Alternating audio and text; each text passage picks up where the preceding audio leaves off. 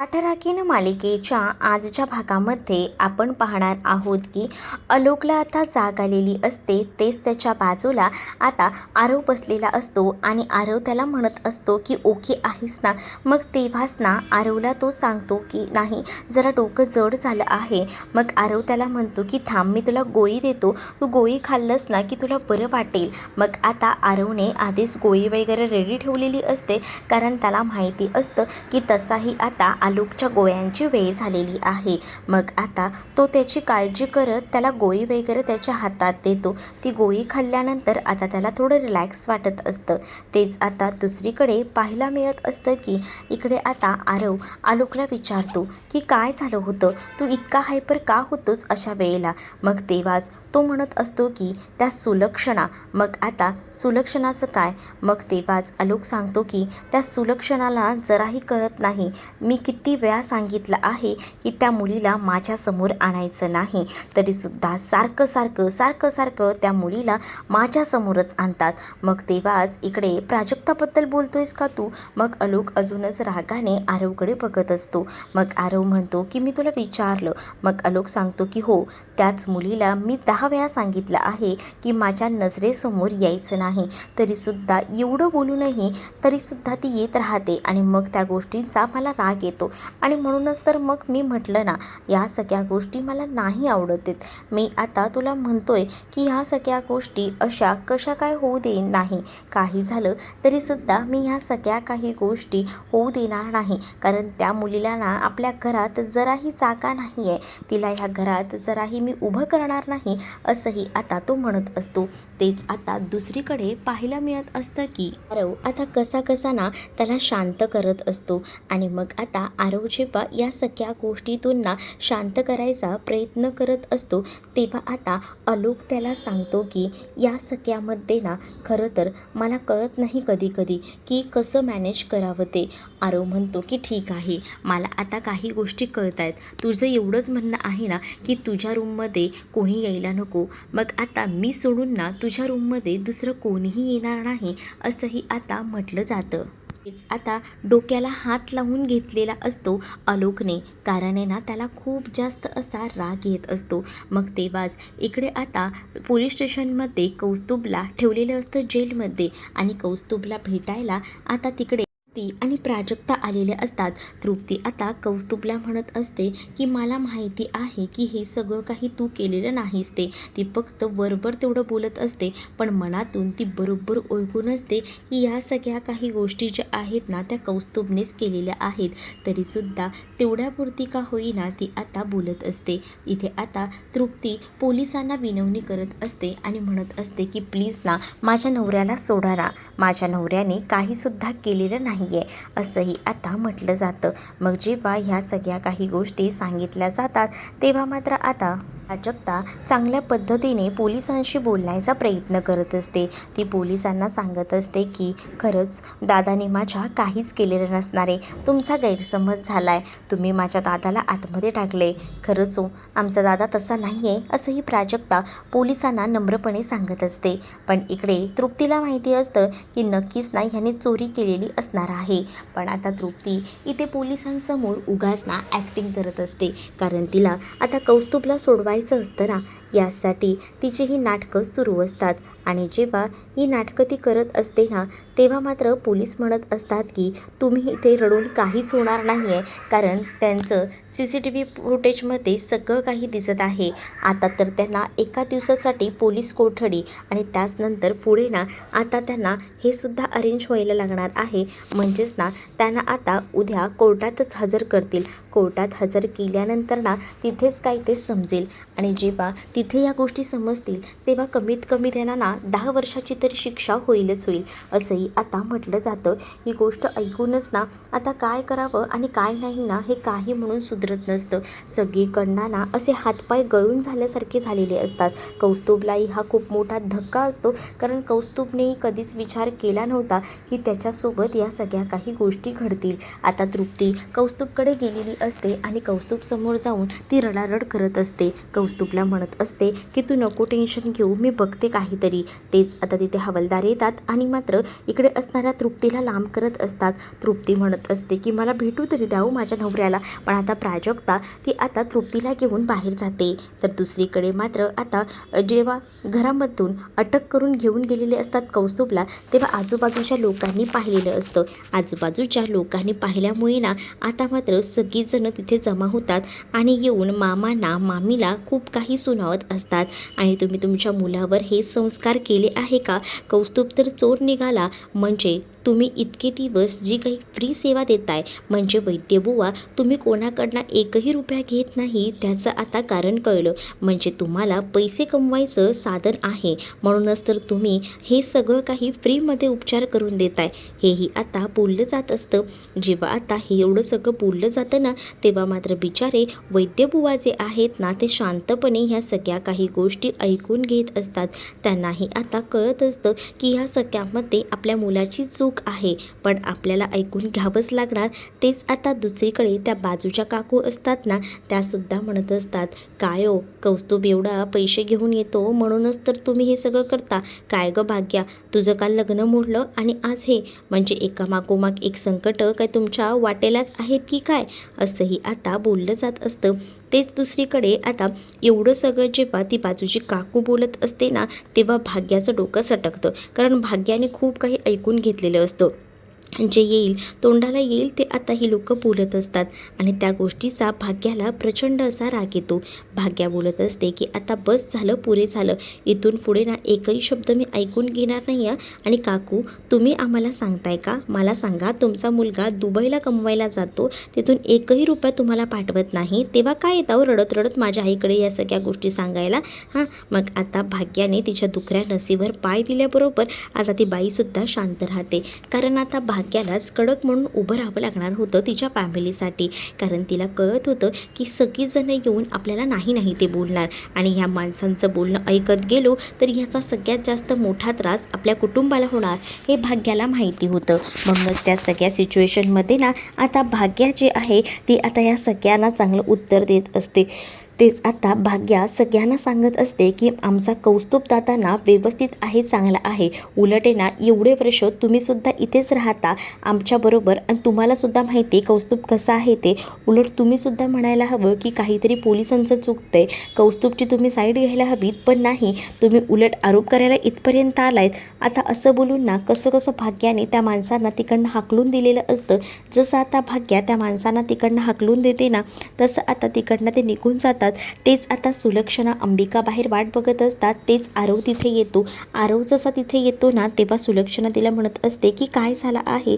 तेव्हा आरव सांगत असतो की आपल्याला ना खूप जास्त दादाची काळजी घ्यायची आहे. मुळात ना मी तुला सांगतो ती एक गोष्ट ऐक, आणि काही झालं ना तरीसुद्धा आता त्या मुलीला, म्हणजेच आता काही झालं तरीसुद्धा प्राजक्ताला त्याच्या रूमपर्यंत जाऊ देऊ नकोस. त्याच्या रूममध्ये कोणीही जायचं नाही, फक्त मी जाणार आहे. प्राजक्ताला तुला क्लास घ्यायला बोलवायचंच असेल ना, तर तू तिला आउट हाऊसमध्ये समर आणि समाराचा क्लास घ्यायला सांग, पण तिला इथपर्यंत पुढे आणू नकोस. काय आहे ना, जर पुढेपर्यंत आणलंस ना तर पुन्हा एकदा तुझ्या मुलाला त्रास होईल, आणि तुझ्या मुलाला त्रास झाले तुला चालणार आहे का? तुझ्यासाठी तुझा मुलगा इम्पॉर्टंट आहे की मला सांग प्राजक्ता. मग तेव्हाच तर सुलक्षणा शांतच बसते, कारण सुलक्षणाला त्यासाठी तर सगळ्यात महत्त्वाची गरज असते आणि त्यामुळेच तर आता ती हे सगळं करत असते. पण आता जो आरव आहे ना, त्याने तर आता सरळ आणि स्पष्ट सांगितलेलं असतं की काही झालं तरीसुद्धा मी आहे ना, आणि मग मीच सगळ्या गोळ्या वगैरे त्याला देईन. आताही मी त्याला गोळ्या देऊन आलो आहे. अंबिका म्हणत असते, पण अरे त्याच्या गोळ्यांचं वगैरे काय, असं कसं म्हणतोयस तू की तूच जातोस? मी जाते ना, कारण नेहमीच ना अंबिकाच गोळ्या द्यायची. मग आता अंबिका कशा गोळ्या देणार? म्हणूनच मग आता अंबिकाच्या गोळ्या ज्या आहे त्या द्यायच्या असतात, त्याच आता इथे असणाऱ्या आरवने दिलेल्या असतात. त्यामुळे आरव म्हणत असतो की काळजी करू नका, मी व्यवस्थित सगळं काही मॅनेज केलेलं आहे, त्यामुळे टेन्शन घेऊ नका, असं देखील आता म्हटलेलं असतं. माझ्याशिवाय त्या रूममध्ये कोणीही जाऊ नका, असंही आता तो बोलत असतो. आणि जेव्हा ह्या सगळ्या काही गोष्टी तो बोलून दाखवतो ना, तेव्हा मात्र आता इकडे असणाऱ्या अंबिकाला तर धक्काच बसतो, कारण अंबिकाच एवढे दिवस त्याला औषधं देत होती आणि त्याच ह्याच्यावर आता दुखऱ्या नसीवर पाय दिलेला होता, आणि त्यामुळेच ना आता टेन्शन आलेलं होतं अंबिकाला. दुसरीकडे आता तृप्ती जी आहे ती आता म्हणत असते प्राजूला, आता काय करायचं आहे आपण. मला असं वाटत होतं की आपण तिथे थांबलो असतो, त्यांच्याकडे गयावया केली असती तर काहीतरी झालं असतं. प्राजू म्हणते की हे असं नसतं ग वहिनी, ह्या सगळ्या गोष्टी जरा कॉम्प्लिकेटेड आहेत. आपल्याला माहिती आहे आपला दादा दोषी नाही आहे, पण आपण सहजपणे त्याला नाही ना सोडवू शकत. आपल्याला काही झालं तरीसुद्धा काही गोष्टी ज्या आहेत ना त्या आपल्या परीने करायला हव्यात. असं कसं म्हणतेस तू, असंही आता बोललं जात असतं. तेव्हाच ना दुसरीकडे ह्या सगळ्या काही गोष्टी जेव्हा बोलल्या जातात तेव्हा आता तृप्ती म्हणत असते मग आता त्यांना कसं बाहेर काढायचं, कारण त्यांना तर बाहेर तर काढायला हवं, पण मग कसं.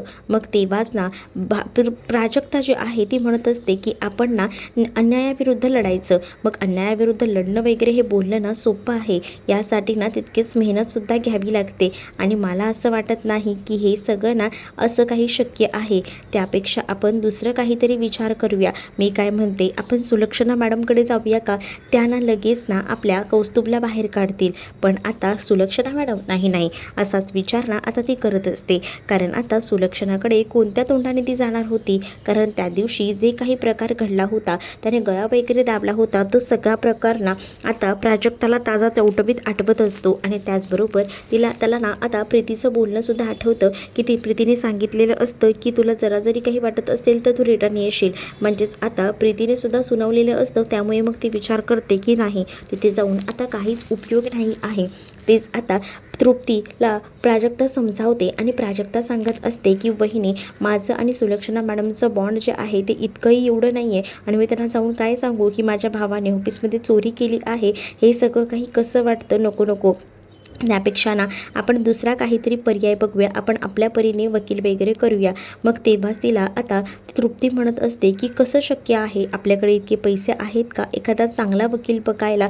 कौस्तुभला सुद्धा सोडवायचा आहे आणि घरावर सुद्धा केवढं मोठं टेन्शन आलं आहे, तुला कळतंय का गं प्राजू, कर ना गं. त्या सुलक्षणा मॅडमकडे जाऊया ना आपण, चल ना. त्या सुलक्षणा मॅडम आपल्याला नक्कीच सोल्युशन देतील, आपल्याला कौस्तुभला बाहेर काढतील. त्यांच्याशिवाय आपला काहीच काम होणार नाही आहे, असं देखील आता इकडे असणारी ही जी तृप्ती आहे ती बोलत असते. तृप्तीने आता प्राजक्ताला ह्या सगळ्या गोष्टी बोलल्यानंतर प्राजक्ताला त्या घरी जायचं नसतं, कारण प्राजक्ताने सांगून ठेवलेलं असतं की यानंतर मी या घरात पाऊलही टाकणार नाही. मग आता त्या घरात पुन्हा जायचं म्हणजे तिच्यासाठी खूप मोठं आव्हान होतं, आणि त्यामुळेच ती आता सरळ नाही बोललेली होती.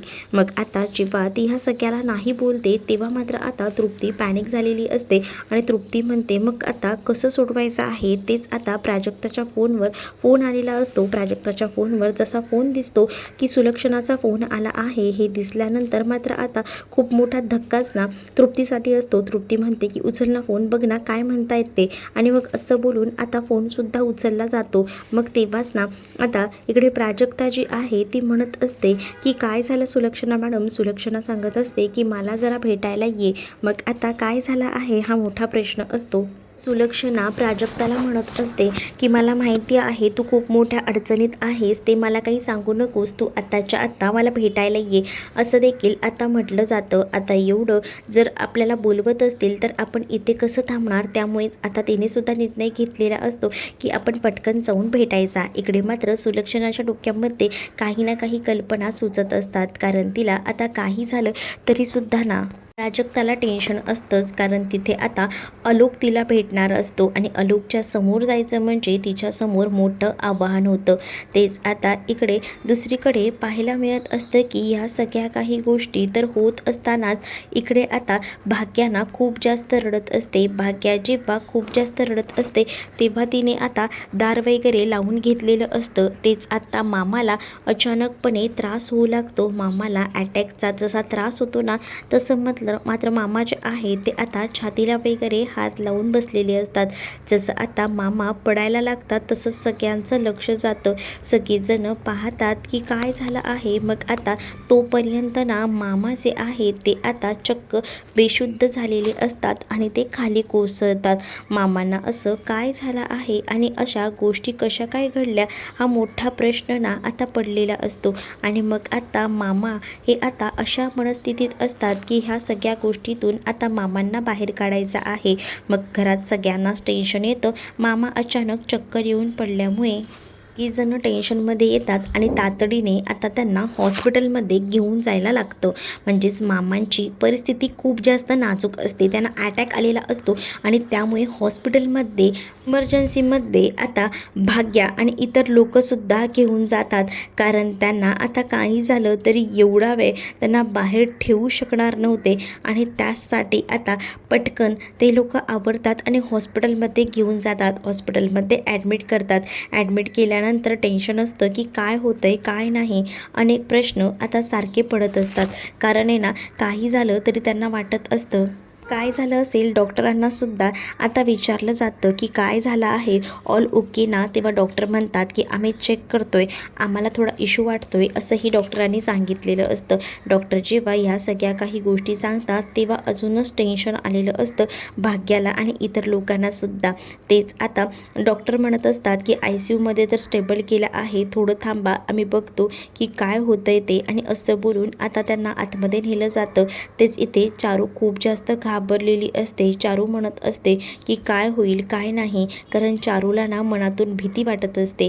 ती विचार करत असते की या सगळ्या काही गोष्टी एवढ्या पोझिशनला गेल्या आहेत, मग आता ह्यांना काही होणार तर नाही ना, अशी सुद्धा आता भीती वाटत असते. तेच आता आपल्या बाबांनी कोणाचं वाईट केलेलं नाही आहे, तर आपलंही काहीच होणार नाही, नको काळजी करूस तू, सगळ्या काही गोष्टी चांगल्या होतील, असंही आता भाग्या ही मामीला समजावत असते. आणि जेव्हा भाग्या मामीला हे समजावते तेव्हा माई आजीसुद्धा मामीला समजावत असतात आणि म्हणत असतात की नको नको विचार करूस या सगळ्याचा, सगळं काही चांगलं होणार आहे. तू जर या सगळ्या गोष्टीचा विचार करत बसलीस ना तर अजून त्रास होईल आणि जावई बापूंना काही होणार नाही. तेच आता प्राजक्ता आणि त्याचसोबत तृप्ती ह्या दोघीही जणी इकडे सुलक्षणाच्या घरी जाऊन पोचलेल्या असतात. तर घरात पाऊल टाकायच्या आधीसुद्धा ना खूप जास्त टेन्शन प्राजक्ताला येत असतं. प्राजक्ता इकडे तिकडे बघत असते की तिला कुठे आलोक दिसतोय का. मग आता ती आतमध्ये जाताना सुद्धा ना 10 वेळा विचार करत असते. तेच तृप्ती तिला विचारते की प्राजू तुला काय झालंय, चल ना. मग आता प्राजू आतमध्ये खूप मोठं धाडस करून जात असते. तृप्ती आणि प्राजू ह्या दोघीही जणी आतमध्ये जातात आणि जसं आता हळूहळू का होईना त्यांना आता पावलं टाकत आतमध्ये जावंच लागतं. इकडे आता रूममध्ये दोघंही जण असतात, म्हणजेच इथे आलोक आणि आरव दोघंही जण बॉक्सिंग खेळत असतात. मग त्याचमध्ये आता दोघंही जण इतके रमतात ना की कधी कोणाला काय लागेल ना काहीच कळत नसतं. इकडे आता आरवने ना आलोकला जोरात मारलेलं असतं. मग तेच आलोक आता खाली पडतो, पण आलोक आता स्टेबल असतो. आलोक आता ठरवतो की नाही, काही झालं तरीसुद्धा आपण दुसरा हल्ला करायचा. आलोक आता तीव्र संतापलेला असतो आणि आलोकने आता थेट ना या आरववर हल्ला केलेला असतो. आणि आरववर जसा तो हल्ला करतो ना तेव्हा आरव त्याला म्हणतो की ऐ आलोक दादा, त्याबरोबर तो थांबतो. मग जसा आता तो थांबायला लागतो ना तसं मात्र आलोक आता स्टेबल झालेला असतो. तर आलोक असा शांत असतो. तेच आरव त्याला म्हणत असतो की तू आता मला मारणार होतास, पण मी जसं बोललो तसं तू थांबलास, मग हे सगळं कसं काही आत्ताच झालं. तेव्हा आलोक त्याला आता त्या सगळ्या गोष्टी सांगायचा प्रयत्न करणार असतो. म्हणजेच ना त्याची चिडचिड का होते का नाही या सगळ्या गोष्टी तो सांगतो. म्हणजेच त्याला आरव ना आपलासा वाटत असतो, कारण आरव त्याला खूप जास्त समजून घेत असतो ना. म्हणजे आता बॉक्सिंग करत असताना सुद्धा ना तो त्याला मारणार होता, पण मध्येच त्याने थांबवल्यामुळे थांबला होता. तेच आता तिकडनं जात असताना प्राजक्ताची नजर बरोबर आलोकच्या रूमकडे असते. आलोक तर नाही ना. ते तृप्ती तिला विचारते की काय झालं. तेव्हा आता प्राजक्ता काही नाही असं म्हणते आणि पुढे जाते, कारण तिला आता सुलक्षणाला भेटायचं असतं. आरवने आलोकला प्रश्न विचारलेला असतो की तू का मला मारलं नाही. त्या आलोक त्याला सांगत असतो की त्याचं एकमेव कारण असं आहे की बघ, प्रत्येक जण ना माझी तुझ्यासारखी चौकशी करत नाही. तू जेवढा मला आपल्यासा वाटतो ना तेवढं मला बाकी इतर कोणीही वाटत नाही, आणि त्यामुळेच ना तू माझा आहेस आणि तू माझी काळजी करतो. मग मलाही असं वाटतं की तू माझा इतका विचार करतोस तर मीही तुझा विचार थोडाफार तर करायलाच हवा ना. जसं तू मला आपलेपणाने विचारतोस ना तसं या घरात मला कोणीही विचारत नाही, असंही आता आलोक जो आहे तो बोलत असतो. आलोक जेव्हा आरवला या गोष्टी बोलतो तेव्हा आरवला ना बऱ्याच गोष्टी ज्या आहेत ना त्या रिअलाईज होत असतात की कुठे काय चुकतंय ते. आणि त्यामुळे ना तो आता म्हणत असतो की मी तुला म्हटलंय ना, इथून पुढे ना तुला कोणताही त्रास होणार नाही, कोणताच म्हणजे कोणताच नाही, मी आहे ना तुझ्यासोबत, मग नको टेन्शन घेऊ, असंही आता त्याने सांगितलेलं असतं. जेव्हा तो इतक्या छान पद्धतीने त्याला समजावतो ना तेव्हा आलोक आता शांत असतो. तेच आता तृप्ती आणि प्राजक्ता ज्या आहेत त्या दोघीही जणी बसलेल्या असतात. आणि जेव्हा दोघीही जणी बसतात ना तेव्हा आता तिथे ना ही सुलक्षणा आलेली असते आणि सुलक्षणा आल्या प्राजक्ताला म्हणत असते की प्राजक्ता, मी का इतकी परकी झाली का गं?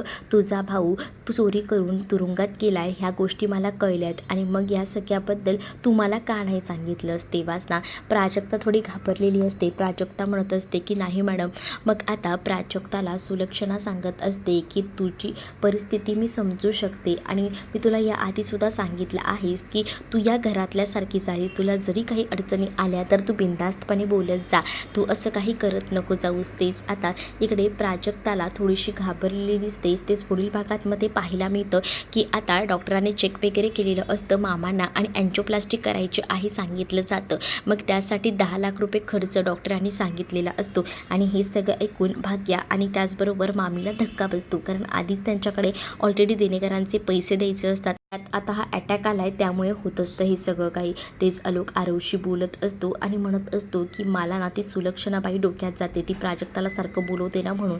मग ते सुलक्षणा आता प्राजक्ताला शब्द देते आणि सांगते की उद्यापर्यंत तुझा भाऊ तुझ्या घरात असेल, मी त्याला सोडवते, असं देखील सुलक्षणाने प्राजक्ताला सांगितलेलं असतं. ते वाचवून तृप्ती आणि प्राजक्ताला बरं वाटतं. तर तुम्हाला हा भाग कसा वाटला हे नक्कीच मला कमेंटमध्ये सांगा आणि अशाच नवनवीन भागांसाठी आपल्या चॅनलला सुद्धा सबस्क्राईब नक्कीच करा. चला तर मग भेटूया पुढच्या भागात. तोपर्यंत टाटा बाय.